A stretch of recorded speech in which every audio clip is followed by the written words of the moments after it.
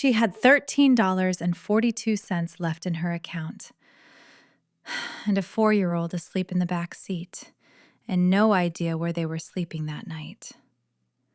This was the third apartment in 8 days. The guy at this one was named Todd. He had a company polo and a lanyard, and he went through her folder the way you go through something when you've already made up your mind. She'd spent 2 evenings putting that folder together. Pay stubs, references, her credit report she'd printed at the library, a personal statement she rewrote 4 times. He looked at it, nodded a few times, and then told her the complex had a policy. Single applicants with dependents needed to meet a combined income threshold. She didn't qualify. She thanked him and walked back to her car. In the back seat, Zoe was asleep with a crayon drawing in her lap. A house with a big green tree, 2 stick figures holding hands. She'd made it that morning at the little table in room 14 of the Comfort Inn on Route 20, which had been home for 11 days now, the last 2 of which Maya couldn't really afford. And somewhere in that folder was a letter from a lawyer named Bill Etheridge. Her ex-husband was filing for primary custody of Zoe. She had $13. Derek had his father's lawyer. Her mother hadn't called back in 6 days. The fountain outside the leasing office was off for winter, dried leaves sitting in the basin. She pulled out of the lot and drove. Before any of this, she had her own apartment and a real job and $4,000 saved up. I want you to know that. Because when you're hearing a story like this, it starts to feel like the person was always struggling, like things were always hard. And that wasn't Maya's situation. She'd built something real. She had something. She grew up in Decatur, Georgia, 3rd of 4 kids. Her mom worked at Emory University for over 20 years, same department, same desk. Her dad left when she was 9. He didn't make a big dramatic exit, he just kind of faded. Calls got less frequent, then nothing. She was a good student, steady, got a partial scholarship to Georgia State, graduated with a degree in communications, 22 years old with a plan. Get a real job, build something, don't ask anyone for anything. She got an HR position at a logistics company in Sandy Springs, and she was good at it. Organized, good with people. 2 raises in 3 years. Her own apartment, $640 a month, 1 bedroom, a window that looked out at a parking deck, which wasn't glamorous, but she didn't care. $4,000 saved. First time in her life she felt like she was on solid ground. That's when she met Derek Harmon. Good-looking, charming, came from money, though he wore it lightly at first. His family owned 3 car dealerships around Atlanta. He drove a nice car but didn't make a thing of it. He was funny. He remembered things. He called when he said he would. They moved in together after 8 months, married at 26. Zoe came the year after. From the outside, it looked fine. Young couple doing well, nice apartment in Brookhaven, 2 incomes, a baby girl. That's what it looked like. Here's the thing about what happened with Derek, and I think this part matters. It's not a clean story. There wasn't one big moment she can point to where everything changed. And honestly, I think that's part of why it was so hard to leave, and why people on the outside didn't always understand. It was gradual. After Zoe was born, he started making decisions without telling her. Small stuff at first. Moved their joint account to a different bank, changed the car insurance, switched the internet plan. She'd find out and ask about it, and he'd explain it in a way that made her feel like she should have already known. like she missed a meeting.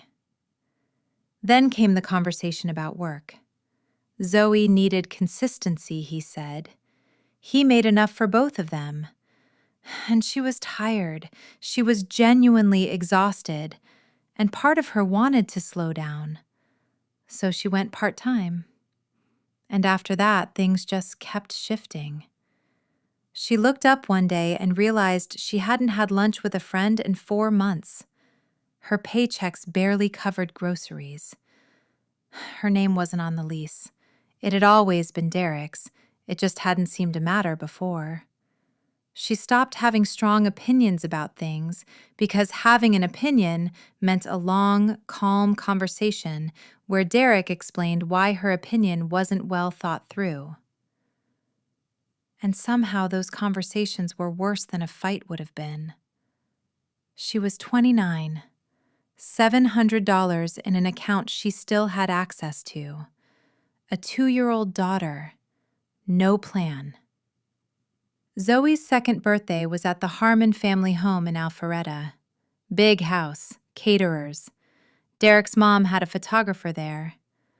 Maya stood at the edge of the kitchen watching it all and thought, I need to leave. Not the party, the whole thing. It took her 7 more months to actually go.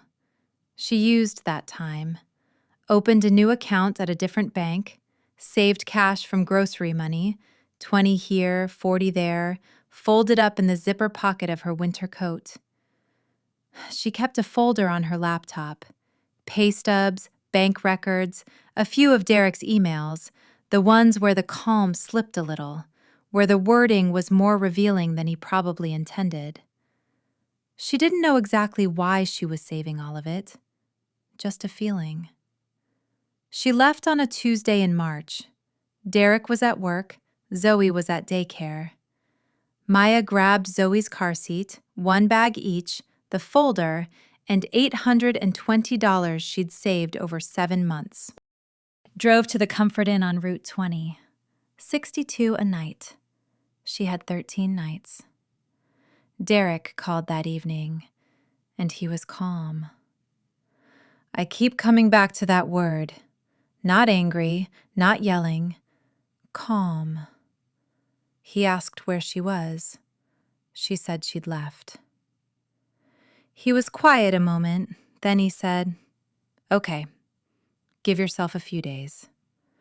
Like she just needed to clear her head. She didn't come back. She tried to file the divorce paperwork herself because she couldn't afford a lawyer. If you've ever tried to fill out family court forms on your own, you know, they're not designed to be easy. Every page sends you to 3 other pages. She sat in the Gwinnett County Clerk's office for 2 hours and came home with a stack of papers and a headache. Derek hired his father's lawyer, Bill Etheridge. 30 years in Atlanta family law. The kind of guy who walks into a courtroom like he's already won. 11 days after Maya left, Etheridge sent a letter. Derek was filing for primary custody of Zoe. She read it standing at the motel ice machine. She'd just gone down for ice for Zoe's apple juice. She read it twice, folded it back in the envelope, went upstairs, got Zoe her juice, sat on the edge of the bed. She didn't sleep that night. In the morning, she called the Georgia Legal Aid Hotline. 3-week wait for a consultation. She said she'd wait. While she was waiting, she tried to find a real job. Day 9 at the motel, she applied for an HR coordinator role at a benefits firm in Dunwoody. Strong background, strong interview. The hiring manager, a woman named Claire, talked with her for 40 minutes, real back and forth. Claire said she'd be in touch by end of week. End of week came. Maya called. Claire was in meetings. She called Monday. Claire called back Tuesday. They went in a different direction. And then Claire added something almost under her breath. Concerns about availability, childcare consistency, occasional evening requirements. Maya said she could make arrangements. Claire said she understood, but that was that. Maya had listed a young child on her application. She didn't have to. She thought being upfront was better than getting caught out later. And that was the first time she learned that in certain rooms, being upfront just gives people something to use against you. She applied for 7 more jobs, 2 interviews. One went cold. The interviewer told her warmly that the company culture was very demanding, and she wanted to be upfront about that, given Maya's circumstances. And as she said it, she gestured at the application, at the marital status field, where Maya had written separated, her circumstances. She got a job eventually, call center for a cable company in Doraville, $11.50 an hour. The car died in week 3, so it was the bus, an hour each way. Drop Zoe at daycare by 7:15. Catch the 7:42. Work 8 to 5. Pick up Zoe by 6:30 if the bus was on time. It often wasn't. She was still trying to find housing at the same time. 8 apartments by the end of January, 7 rejections. Credit score, income ratio. Units already taken. Except she'd check online later that night and the listing would still be up. The landlord in Clarkston who kept asking about the father's financial involvement. The word that kept showing up on every application, the one that cost her at every single door. It was just 3 letters. Single. Her mom called on a Wednesday night. Maya was on the carpet with Zoe working on a puzzle. I talked to Derek's mother, her mom said. Maya set down a puzzle piece. She says he's very worried about Zoe's stability. I'm working on the housing situation. He's willing to have a conversation. If you would just, Mom. Silence. He has a lawyer, her mom said. You don't. You're in a motel room. I just think... I know what you think, Maya said. She didn't hang up. She just went quiet. After a while, her mom said she had to go, and she did. Maya sat back down next to Zoe, who had just snapped the corner piece of the puzzle into place, and looked up, really proud of herself. I did it, Mama. You did, Maya said. On the last night she could afford at the Comfort Inn, Zoe was asleep and Maya was sitting at the little table by the window. The folder was open. Pay stubs, the custody letter, apartment denials she'd printed at the library, the legal aid appointment, still 2 weeks out, and a yellow legal pad she'd bought at the dollar store. 50 cents, the cheap kind. She'd been using one side for grocery lists and the other side for notes on the custody case. Case numbers she'd looked up online, questions she didn't have answers to yet, things she wanted to bring up with a lawyer she hadn't met yet, whose name she didn't know. She'd found a room in a shared house in Stone Mountain.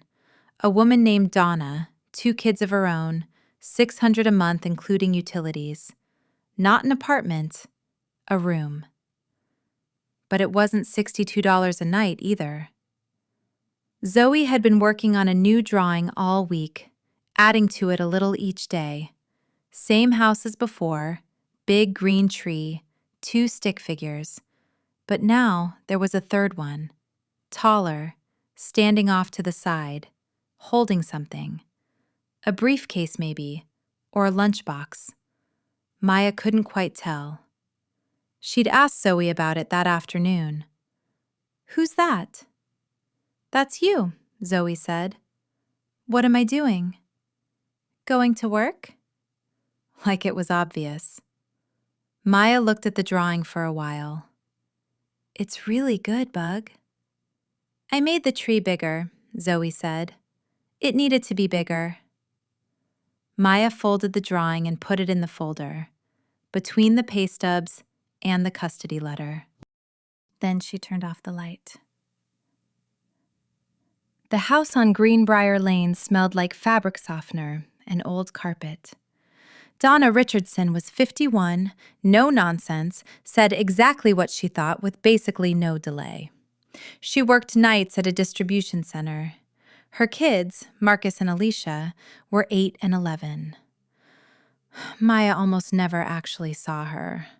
They were always just passing each other at the door. "Rules are simple," Donna said, standing in the shared kitchen on day 1. "No noise after 9. Everybody cleans up after themselves, and I don't want any drama in my house." "I don't have any drama," Maya said. Donna looked at the folder, the single duffel bag, the 4-year-old holding Maya's hand. Didn't say anything. They got along fine. Having a real kitchen mattered more than Maya expected. She could cook. They ate better, spent less. She could put Zoe's drawings on the fridge. She could sit at a table wider than 2 feet. Small stuff. But after 6 weeks in a motel room, small stuff felt big. Zoe adjusted faster than Maya, honestly.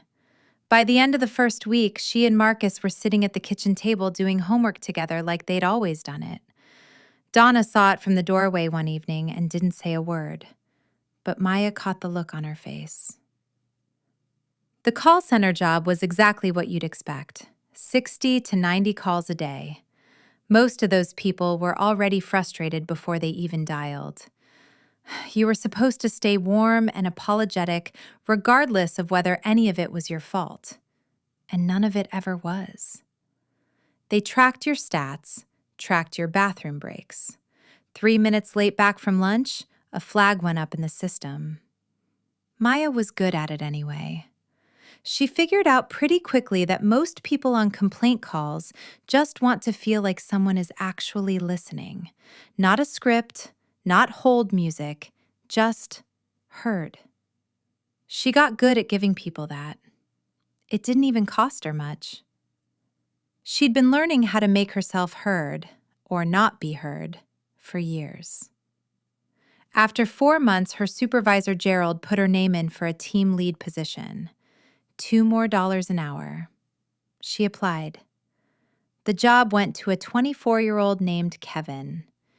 8 months at the company, no management experience. Gerald said upper management made the call, and he'd look out for her next time. She went back to her desk and didn't make a scene.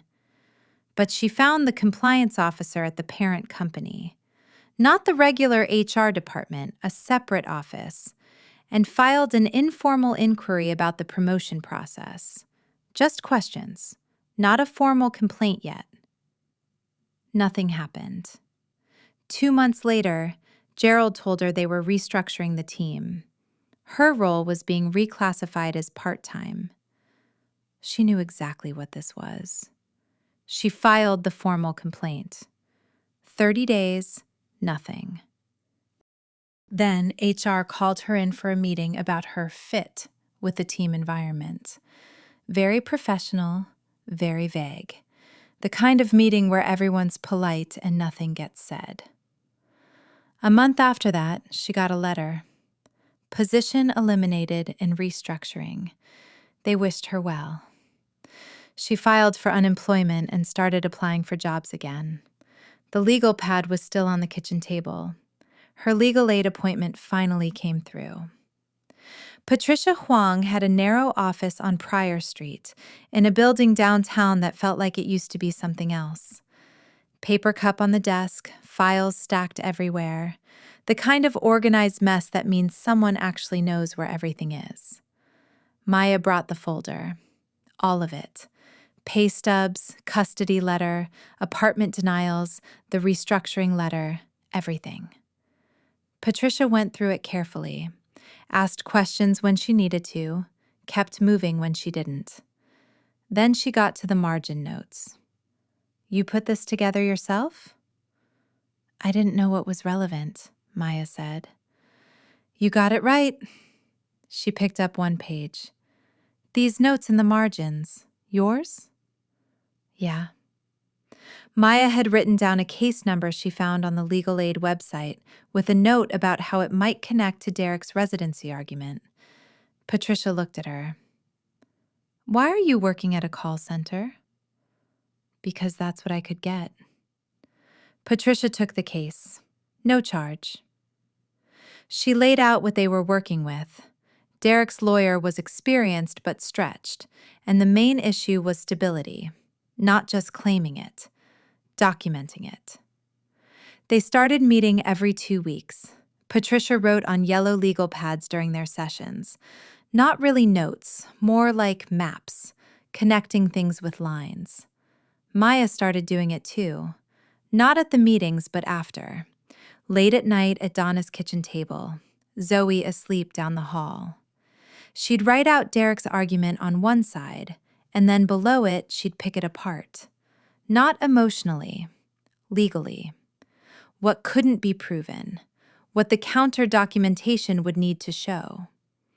At their third meeting, Patricia looked at one of these pages and asked when Maya had studied law. I haven't. Patricia looked at her for a second. Okay, she said, and kept going. Derek's attorney filed 3 amended motions over 7 months. The second added concerns about Zoe's living situation. The third hired a private investigator. Donna noticed a gray Toyota parked outside the house 2 mornings in a row. Nobody she recognized. She wrote down the plate and told Maya. The PI's report came out in Discovery, 12 pages. It had the Stone Mountain address, the shared bedroom, Zoe sleeping in Maya's room, the call center job that had ended, the bus routes, a late-night visit that turned out to be Maya's cousin dropping off a casserole after her unemployment claim got denied. Nothing in the report was false. That was kind of the whole thing. It was all technically true, just arranged to tell a story the facts didn't actually support.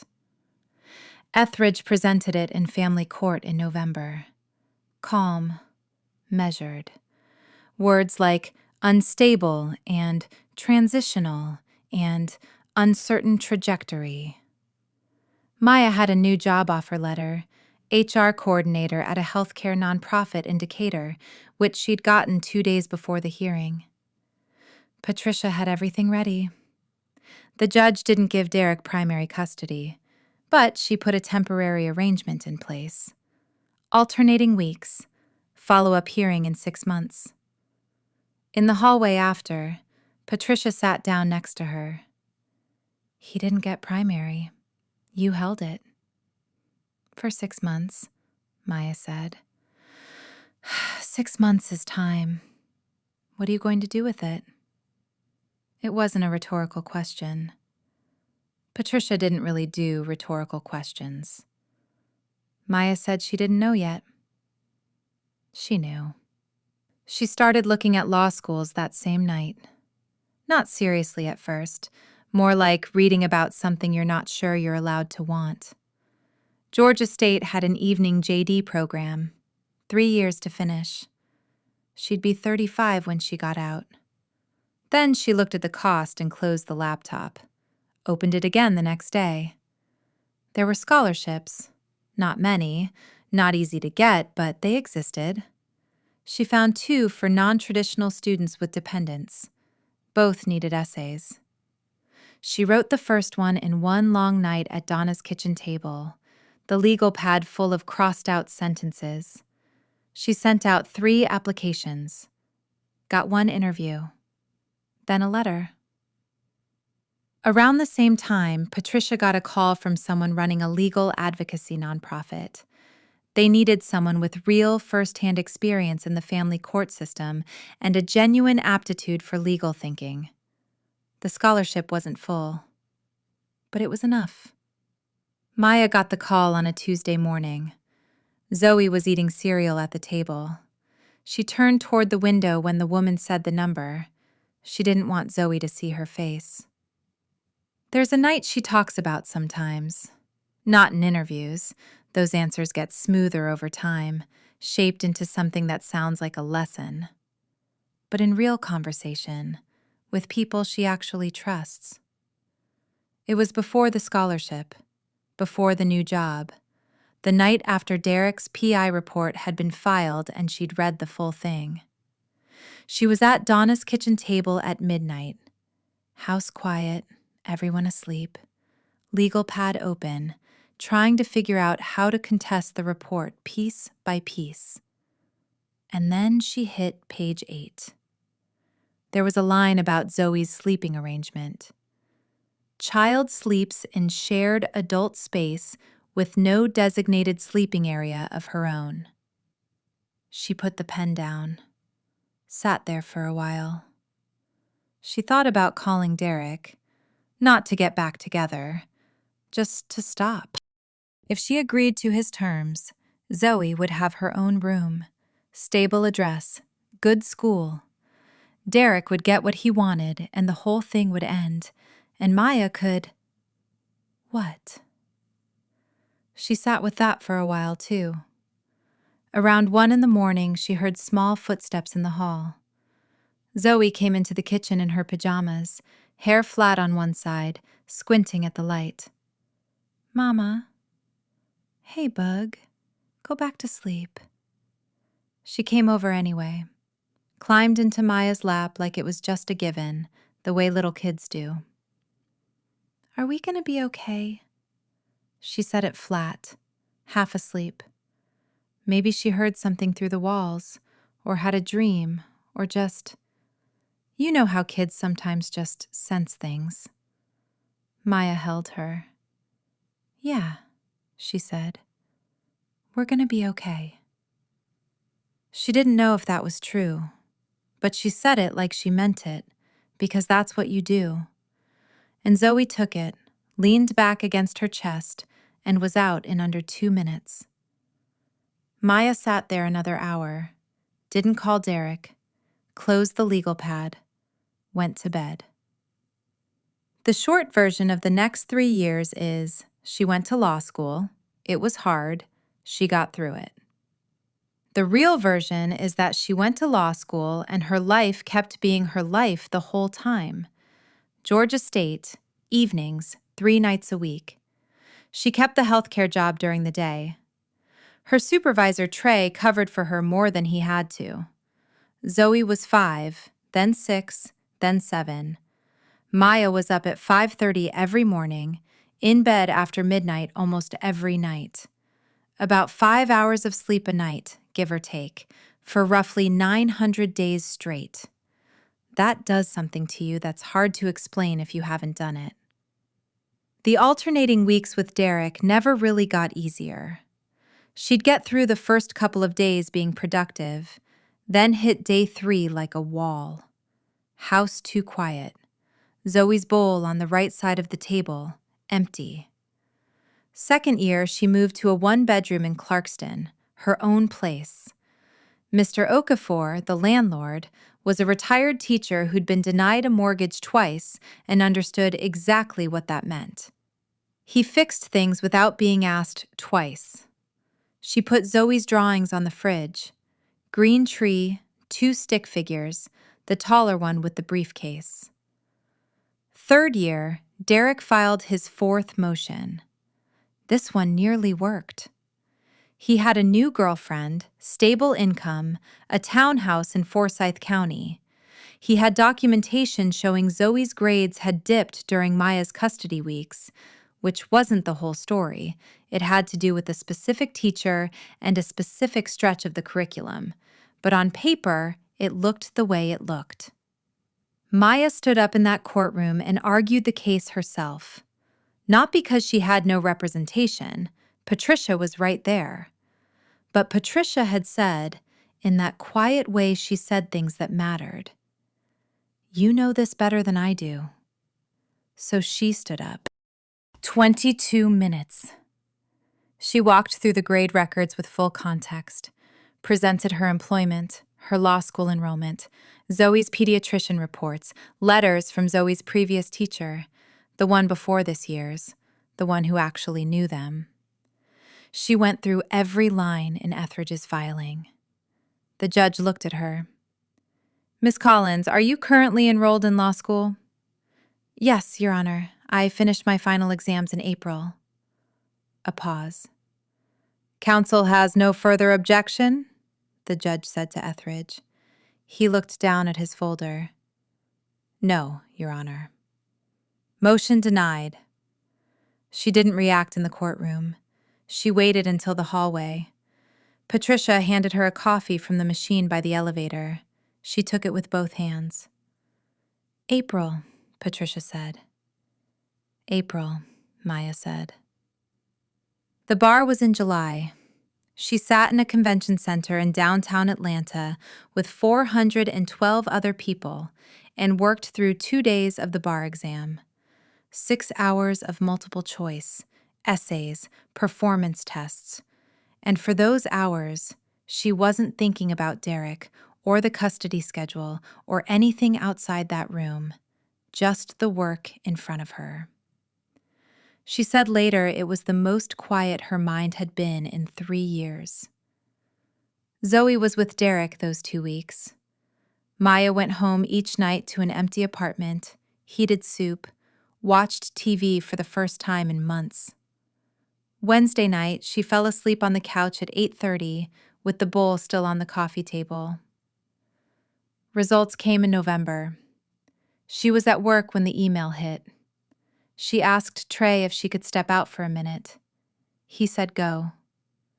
She went to the stairwell at the end of the hall, sat on the landing, opened her phone. Read it twice. Called Patricia. "I passed," she said. Patricia went quiet for a second. "I know," she said. "How'd you know?" "Because," Patricia said. That was it. Maya stayed in the stairwell a while. Through the doors, she could hear the office, phones, keyboards, someone laughing at something. A totally normal Tuesday. She thought about room 14 at the Comfort Inn. $13.42. The folder. Zoe pressing the corner puzzle piece in and looking up. She didn't cry. She just sat there for a while. She came on at the Southern Family Justice Coalition 6 months after passing the bar. Civil rights and family law focused specifically on housing and employment discrimination against single-parent households. Her life, basically, organized into a job. Her first big case was a class action.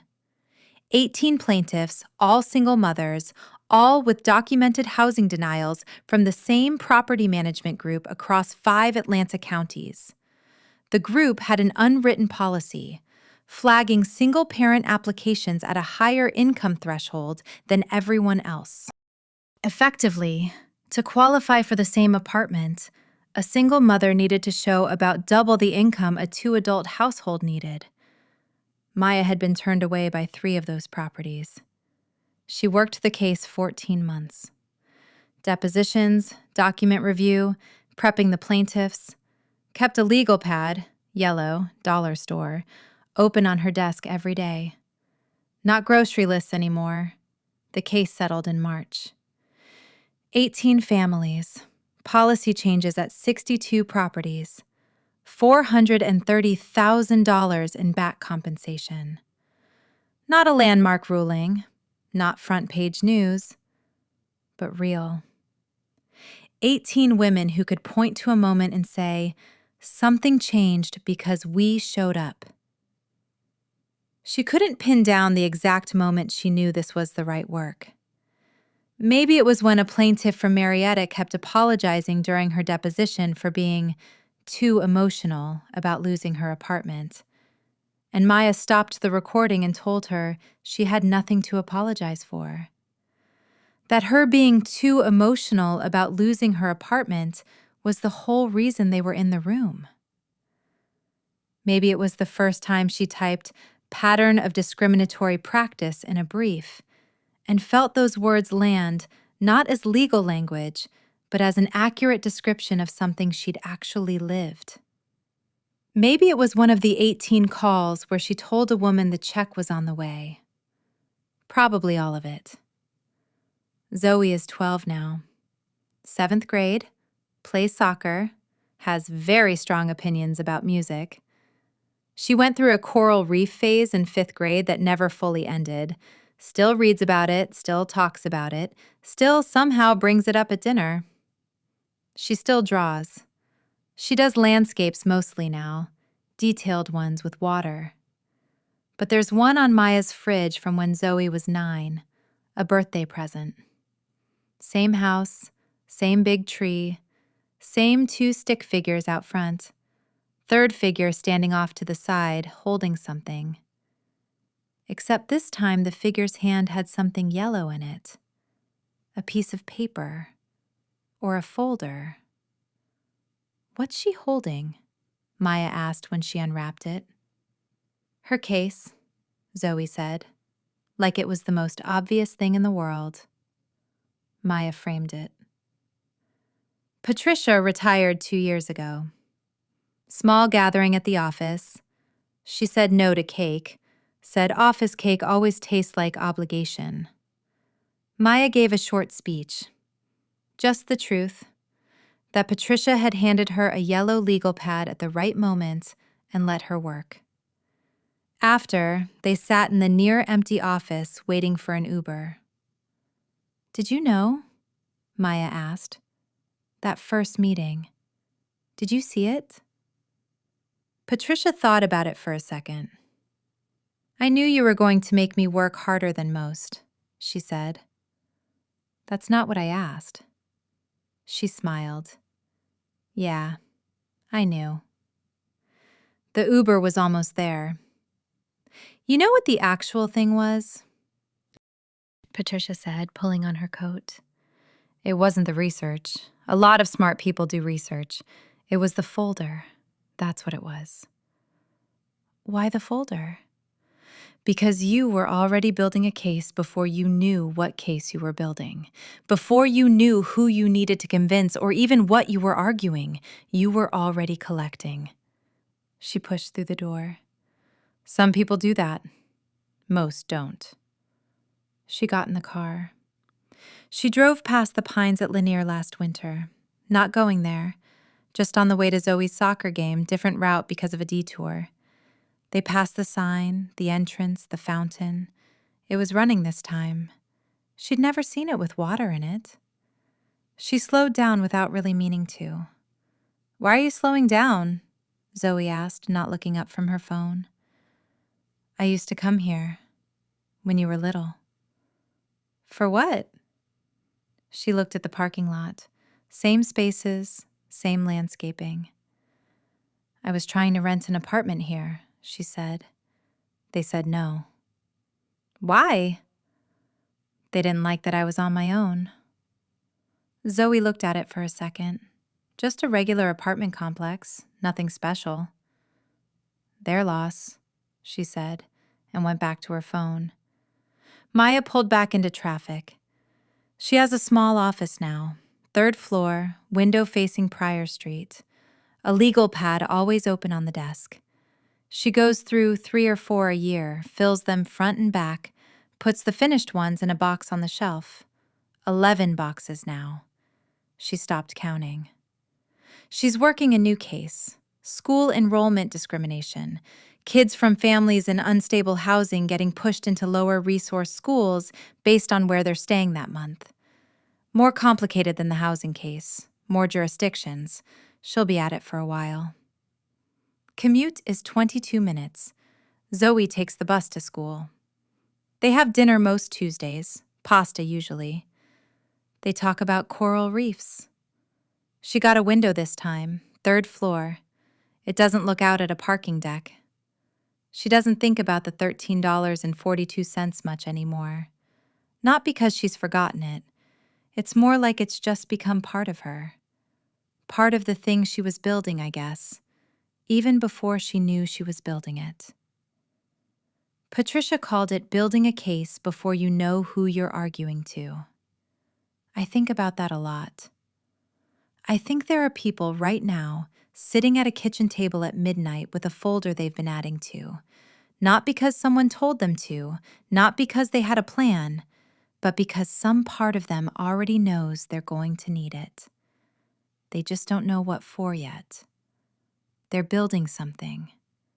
They just don't have a name for it yet. Anyway, I'm glad I got to tell it.